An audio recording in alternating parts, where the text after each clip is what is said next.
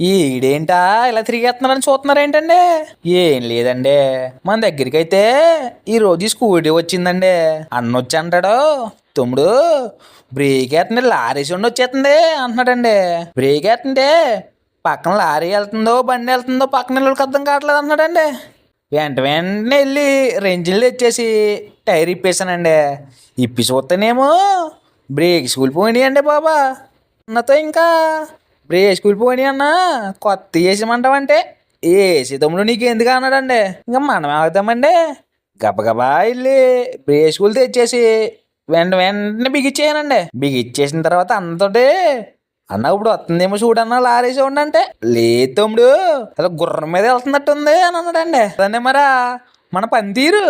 ఇంకెలాగైతే మనం చేసిన పనికి మనం తీసుకున్న బిల్లుకి అన్న అయితే ఫుల్ సాటిస్ఫాక్షన్ అండి.